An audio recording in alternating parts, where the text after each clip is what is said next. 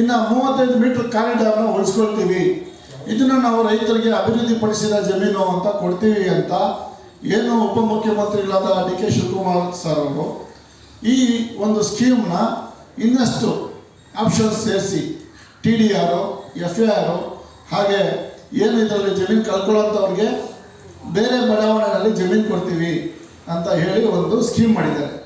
ಈ ಸ್ಕೀಮು ಕಾನೂನುಬದ್ಧವಾಗಿಲ್ಲ. ಆಮೇಲೆ ಮುಖ್ಯವಾಗಿ ಯಾವುದೇ ಒಂದು ಯೋಜನೆಯನ್ನು ರೈತರ ಒಪ್ಪಿಗೆ ಇದ್ರೆ ಮಾಡಲಿಕ್ಕೆ ಬರೋದೇ ಇಲ್ಲ. ಇವರು ಇದಕ್ಕಿದ್ದಂಗೆ 100 ಮೀಟ್ರನ್ನ 65 ಮೀಟ್ರಿಗೆ ಕಡಿತಗೊಳಿಸಿ ಆ ಜಮೀನು ನಮ್ಮದೇ, ಏನು 100 ಮೀಟ್ರ್ನಲ್ಲಿ ನಮ್ಮ ಜಮೀನನ್ನ ನಮಗೆ ಕೊಡೋದ್ರಲ್ಲಿ ಚೌಕಾಸಿ ಮಾಡಿ ಏನು 35% ಜಾಗ ಕೊಡ್ತೀವಿ, 8,350 ಅಡಿ ಕೊಡ್ತೀವಿ ಅಂತ ಏನು ಸಚಿವ ಸಂಪುಟದಲ್ಲಿ ತೀರ್ಮಾನ ತಗೊಳ್ತಾರೆ. 43,560 ಅಡಿ ಜಾಗದಲ್ಲಿ ನಾವು 1 ಎಕರೆನ ಅಷ್ಟು ಜಾಗದಲ್ಲಿ ನಾವು ಏನು 8,300 ಅಡಿ ತಗೊಳ್ಳೋದು ತರದು ನಮಗೇನಿಲ್ಲ. ನಮಗೆ ಪರಿಹಾರ ರೂಪದಲ್ಲಿ ನೀವು ಹಣ ಪರಿಹಾರದಲ್ಲಿ ನಗದು ಪರಿಹಾರ ಕೊಟ್ಟರೆ ಕನಿಷ್ಠ 1 ಲಕ್ಷ ಕೋಟಿ ರೂಪಾಯಿ ನಮ್ಮ ಯೋಜನೆಯಲ್ಲಿ ಮೀಸಲಿಡಬೇಕಾಗ್ತಿದೆ. ನಾವು ಮೊದಲಿನಿಂದಲೇ ಹೇಳ್ಕೊಂಡ್ಬಂದ್ವಿ, ಈ ಯೋಜನೆಗೆ ನಮ್ಮ ವಿರೋಧ ಇಲ್ಲ, ರೈತರಿಗೆ ನೀವು ನ್ಯಾಯಯುತವಾದ ಪರಿಹಾರವನ್ನು ಕೊಡಿ ಅಂತ ನಾವು ಕೇಳ್ಕೊಂಡೇ ಬಂದ್ವಿ. ಆದರೆ ಸರ್ಕಾರಗಳು ಆಡಳಿತ ಮಾಡಿರ್ತಕ್ಕಂಥ ಉನ್ನತ ಅಧಿಕಾರಿಗಳು ಇದ್ರ ಬಗ್ಗೆ ಲಕ್ಷ್ಯ ವಹಿಸಲಿಲ್ಲ. ಈಗ ಇದರ ಪರಿಹಾರದ ಮೊತ್ತ 1 ಲಕ್ಷ ಕೋಟಿಗೆ ದಾಟುತ್ತೆ, ಇದು ಎಲ್ರಿಗೂ ಗೊತ್ತು. ಇಷ್ಟು ಹಣ ಕೊಡಲಿಕ್ಕೆ ಅವರಿಗೆ ಆಗೋದಿಲ್ಲ. ಪ್ಲಸ್ ಯಾವುದಾದ್ರು ಹವಾಮಾನದಿಂದ ಈ ಒಂದು ಸ್ಕೀಮ್ ಮಾಡಿದ್ದಾರೆ. ಈ ಸ್ಕೀಮ್ ಕೂಡ ಟ್ರಾನ್ಸ್ಪರೆನ್ಸಿ ಆಗಿಲ್ಲ. ಅದರಿಂದ ಏನು ಬೆಂಗಳೂರು ನಗರಕ್ಕೆ ಬೇಕಾದ ರಸ್ತೆಯನ್ನು ಕೊಡಲಿಕ್ಕೆ ನಾವು ಸಿದ್ಧರಿದ್ದೇವೆ, ನಮಗೆ ಪರಿಹಾರ ಕೊಡಿ ಅಂದರೂ ಕೂಡ ನೀವು ಕೊಡ್ತಾ ಇಲ್ಲ. ನಾವು ನ್ಯಾಯಾಲಯದ ಬಳಿ ಹೋಗಲಿಲ್ಲ. ಯಾಕೆ ಹೋಗಲಿಲ್ಲ ಅಂದರೆ ಸರ್ಕಾರದ ಮೇಲೆ ಭರವಸೆಯಿಂದ ಹೌದು ಪರಿಹಾರ ಕೊಟ್ಟೇ ಕೊಡುತ್ತೆ, ಸರ್ಕಾರದ ಜವಾಬ್ದಾರಿ, 2013ರಂಗೆ ಪರಿಹಾರ ಕೊಡಬೇಕಾಗಿರೋದು ಸರ್ಕಾರದ ಜವಾಬ್ದಾರಿ ಅಂತ ನಾವು ನ್ಯಾಯಾಲಯದ ಮೆಟ್ಟಲು ಹತ್ತಿರಲಿಲ್ಲ. ಏನು ಈ ಸ್ವಲ್ಪ ಜನ ನಮ್ಮಲ್ಲಿ ರೈತರು ಜಮೀನು ಕಳ್ಕೊಳ್ಳೋಂಥ ಭೂ ಮಾಲೀಕರು ನ್ಯಾಯಾಲಯದಲ್ಲಿ ಈಗ ಅವರು ಜಮೀನು ಸೇಫಾಗಿ ಇಟ್ಕೊಂಡಿದ್ದಾರೆ. ರೈತರು ಜಮೀನು ಕೊಡೋಕೆ ಒಪ್ಕೊಂಡಿದ್ದು ನಮಗೆ ಪರಿಹಾರ ಕೊಡಲಿಲ್ಲ ಅನ್ನೋ ತಪ್ಪಿಗೋಸ್ಕರ ನಾವು ನಿಮ್ಮಿಂದ ನಷ್ಟ ಅನುಭವಿಸೋ ಕೆಲಸ ನಮಗೆ ಯಾಕೆ? ನಮಗೆ ನ್ಯಾಯಾಲಯಕ್ಕೆ ಹೋಗೋದು ವಿಚಾರ ಏನೂ ಅಲ್ಲ.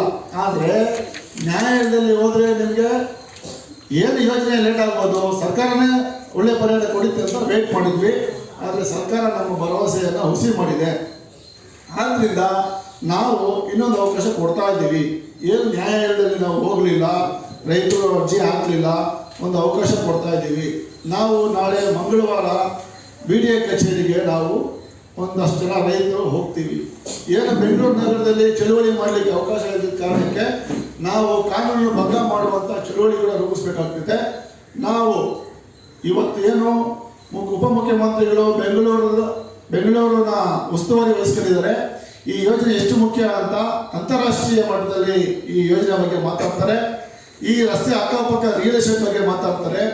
ಈ ರಿಯಲ್ ಎಸ್ಟೇಟ್ ಆಗೋ ಲಾಭವನ್ನು ರೈತರಾದ ನಾವು ಅನುಭವಿಸ್ಬೇಕಲ್ವಾ? ಈ ಜಮೀನಿಗೆ ಈ ರಸ್ತೆಗೆ ಯೋಜನೆಗೆ ಜಮೀನು ಕೊಟ್ಟ ರೈತರು ಅದರ ಲಾಭವನ್ನು ಅನುಭವಿಸ್ಬೇಕು. ನಿಮ್ಮ ಒಂದು ಉದ್ದೇಶ ಯಾವುದೋ ಬ್ಲ್ಯಾಕ್ ರಾಕ್ ಕಂಪ್ನಿ ಮಾಡ್ತಿದ್ದಂತೆ, ಯಾವುದೋ ವಿದೇಶಿ ಕಂಪ್ನಿಗಳು ಮಾಡ್ತಿದ್ದೆ, ಇನ್ವೆಸ್ಟ್ ಮಾಡ್ತಿದ್ದೆ ಅಂದರೆ ಇದು ದೊಡ್ಡತನ, ಇದು ಮೋಸ. ನಮ್ಮ ಯೋಜನೆಯ ಫಲಾನುಭವಿಗಳು ನಾವು ಆಗಬೇಕು.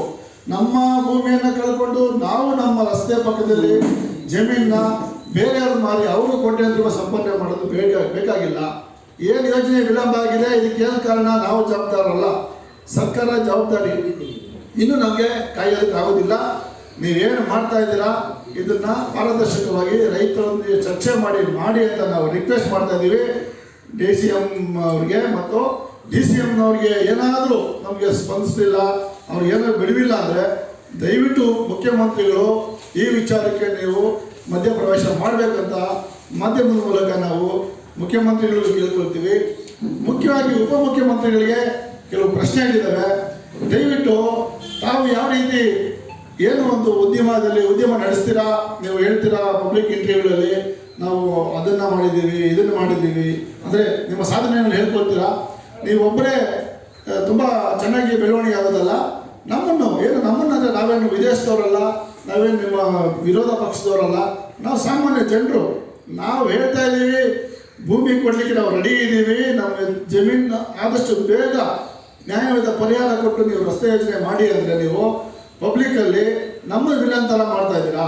ರೈತರನ್ನ ನೀವು ಏನು ರೈತರನ್ನ ಜಮೀನು ಅಡ್ಡ ಹಾಕೊಂಡಿದ್ದಾರೇನೋ ಅನ್ನೋ ರೀತಿ ಬಿಂಬಿಸ್ತಾ ಇದ್ದಾರೆ.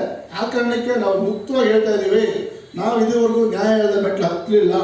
ನ್ಯಾಯಾಲಯದ ಮೆಟ್ಲು ಹತ್ತಿದ್ರೆ ಪ್ರತಿಯೊಬ್ಬರಿಗೂ ಏನು 2013 ಕಾನೂನು ಪ್ರಕಾರ ನೀವು ನ್ಯಾಯಾಲಯದಲ್ಲಿ ಕೊಡಲೇಬೇಕಾಗುತ್ತೆ. ಅದನ್ನು ಕೊಟ್ಟರೆ ತಪ್ಪಿಸ್ಕೊಳ್ಳೋಕ್ಕಾಗೋದಿಲ್ಲ.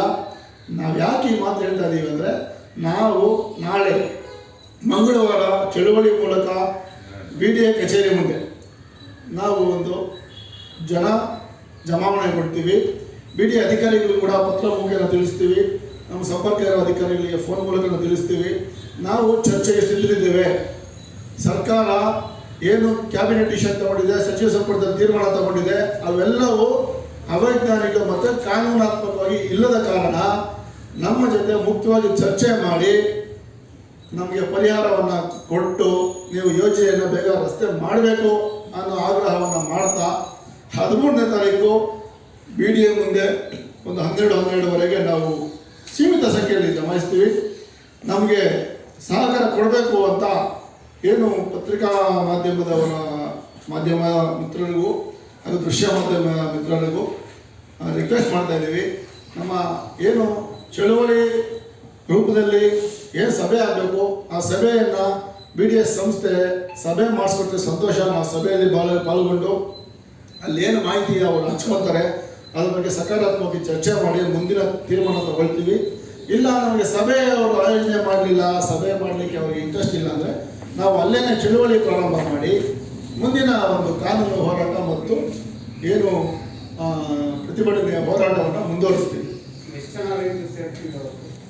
ನಾವು ಏನು ಮಂಗಳವಾರ ಕಾರ್ಯಕ್ರಮ ಜನಸಂಖ್ಯೆ ಹೆಚ್ಚಿರೋದ್ರಿಂದ ಏನು ಪೊಲೀಸ್ ಡಿಪಾರ್ಟ್ಮೆಂಟು ಕೂಡ ಮುಜುಗರಕ್ಕೆ ಅಂದರೆ ಕಸಿವಿಸಿಕೊಂಡು ಏನೇನೋ ನೆಪ ಹೇಳಿ ನಮ್ಮನ್ನು ಸಾಗೋ ಪ್ರಯತ್ನ ಮಾಡ್ತಾರೆ ಅಥವಾ ಬಂಧಿಸೋ ಪ್ರಯತ್ನ ಮಾಡ್ತಾರೆ. ನಾವು ಮುಕ್ತವಾಗಿ ಹೇಳ್ತಾ ಇದ್ದೀವಿ, ಚರ್ಚೆ ಮಾಡಲಿಕ್ಕೆ ನಾವು ಸಿದ್ಧರಿದ್ದೀವಿ ಅಂತ.